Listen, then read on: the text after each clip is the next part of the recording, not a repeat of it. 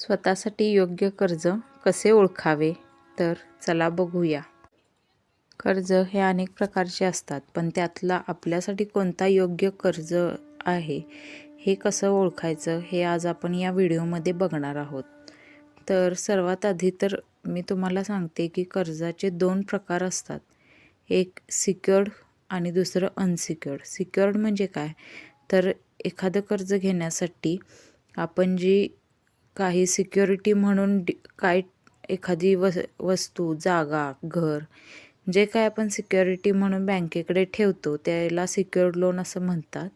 आणि अनसिक्युअर्डमध्ये काय, ज्या लोनमध्ये आपण कोणती सिक्युरिटी देत नाही, जी फक्त आणि फक्त आपल्या बँकिंगवर, आपल्या इन्कमवर डिपेंड असते, त्याला आपण अनसिक्युअर्ड लोन असं म्हणतात. तर आज आपण अनसिक्युअर्ड लोनचे काही प्रकार बघणार आहोत. तर सगळ्यात पहिला आणि महत्त्वाचा जो काही प्रकार आहे तो आहे म्हणजे पर्सनल लोन. तर पर्सनल लोन म्हणजे काय, तर पर्सनल लोन हे एक अनसिक्युअर्ड लोन आहे, म्हणजे असुरक्षित कर्ज आहे. याचा अर्थ कर्ज घेण्यासाठी तुम्हाला कोणतीही वस्तू, उदाहरणार्थ घर, दागिने गहाण ठेवण्याची गरज नाही. हे एक बहुउद्देशीय कर्ज आहे, म्हणजे तुम्ही हे पैसे वैयक्तिक खर्चासाठी वापरू शकता. जसं की तुमचा काही दवाखान्याचा खर्च असेल, लग्नासाठी असेल, एखादं तुम्ही ट्रिपसाठी वगैरे जाणार असाल, व्हेकेशनसाठी वगैरे, तर या गोष्टीसाठी तुम्ही हे कर्ज वापरू शकता. तर पर्सनल लोनचा कसं आहे ना, रिपेमेंट कसं होतं की या कर्जाची ना रक्कम जी काही आहे ती तुम्हाला निश्चित कालावधीमध्ये, म्हणजे काही फिक्स टेन्युअर असतो त्याचा, जसं की 3 वर्ष, 5 वर्ष असं, त्यामध्ये समान मासिक हप्त्यांमध्ये व्याजासहित त्याची तुम्हाला परतफेड करावी लागते. आणि पर्सनल लोन हे शक्यतो करून म्हणजे कुणाला मंजूर होतं, तर पर्सनल लोन हे तुमच्या उत्पन्न आणि क्रेडिट स्कोअर, म्हणजे जो काही तुमचा सिबिल स्कोअर आहे त्याच्यावर डिपेंड असतं. तर तुमचं उत्पन्न म्हणजे पण ह्याच्यामध्ये काय मेन असतो, मेन सोर्स की तुमची सॅलरी म्हणजे कसं की तुम्ही कुठेतरी जॉबला असणे गरजेचं आहे. आणि दुसरी गोष्ट म्हणजे त्यासाठी तुम्हाला त्या जॉबवरून जे काही तुम्हाला पगार वगैरे मिळतो त्याची सॅलरी स्लिप मिळणं हे महत्त्वाचं आहे.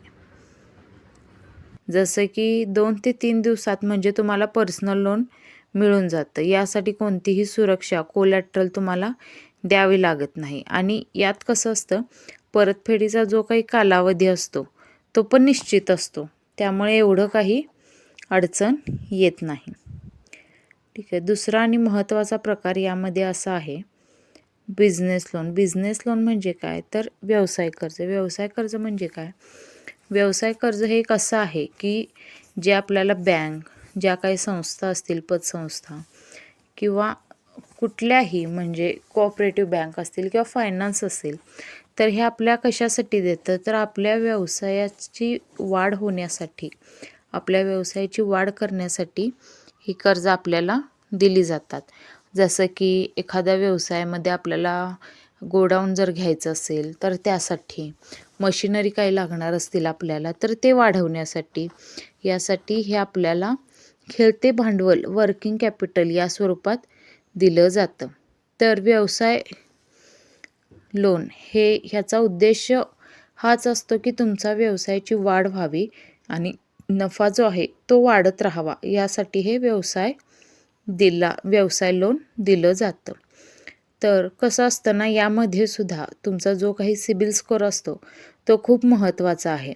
शिवाय तुमचा जो काही बिझनेस आहे त्याच्यावर ITR भरणंसुद्धा खूप महत्त्वाचं आहे. जवळजवळ 3 वर्षांचे ITR हे भरलेच पाहिजेत तुम्ही, चालू वर्षीचा आणि त्याच्या मागचे 2 वर्षीचे, असे 3 ITR हे तुम्हाला कंपल्सरी लागतं.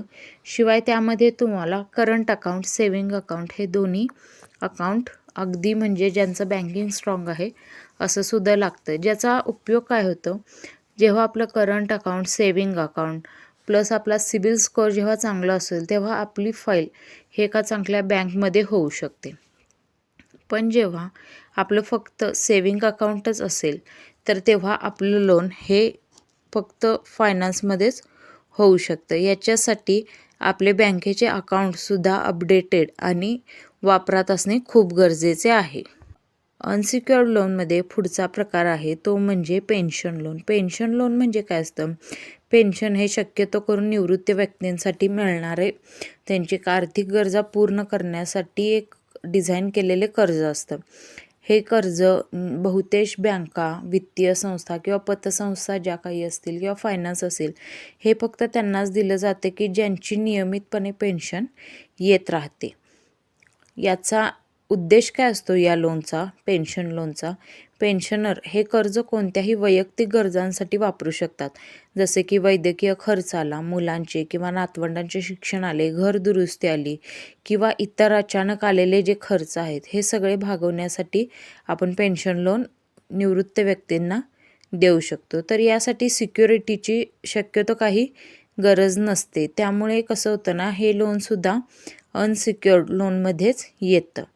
यासाठी कसं होतं, यासाठी अर्ज प्रक्रिया काय असते? तर हे कर्ज शक्यतो असुरक्षित असतं. त्यामुळे पेन्शनर जे आहेत त्यांची KYC शिवाय त्यांची पेन्शन ज्या बँकेमध्ये जमा होते त्या बँकेची कागदपत्र आणि त्यांचं पेन्शनचं जे काही स्लिप असेल, लेटर असेल, हे खूप महत्त्वाचं असतं यामध्ये कसं होतं ना, कर्जाची रक्कम ही सुद्धा मासिक हप्त्यामधूनच बँकेमधून त्यांच्या ज्या बँकमध्ये पेन्शन जमा होते त्यातूनच कट करून घेतली जाते. सोबतच त्यांचा EMI प्लस व्याज हे दोन्ही पण एकाच वेळेस कट होतं.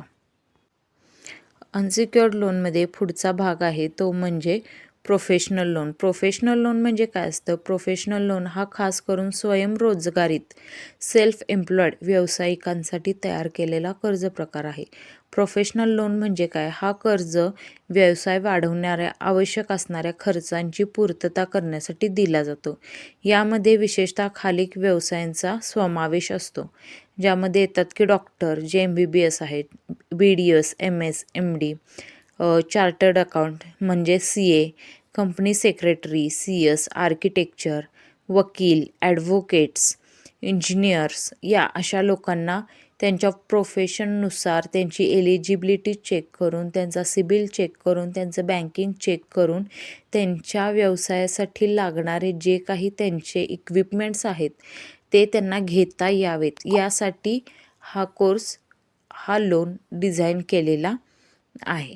तर अशा पद्धतीने मी जे काही म्हणजे आपले थोडक्यात जे काही माहिती सांगता येईल यामधून ती सांगितलेली आहे. तुम्ही सगळं हे लक्ष देऊन समजून घ्या, कारण आपल्याला कसं होतं ना, कित्येक वेळा माहीतच नसतं की कर्ज आपण मागायला जातो, पण आपलं प्रोफेशन काय आणि आपण कर्ज मागतो कोणतं, यामुळे आपल्याला कर्ज कुठेही मिळत नाही. त्यामुळं आपली क्रायटेरिया काय आहे, आपली एलिजिबिलिटी कुठे बसते, यानुसार जर आपण कर्जाची मागणी केली, योग्य बँकेत योग्य ठिकाणी जर मागणी केली तर आपल्याला नक्कीच यामधून कर्ज मिळून जातं.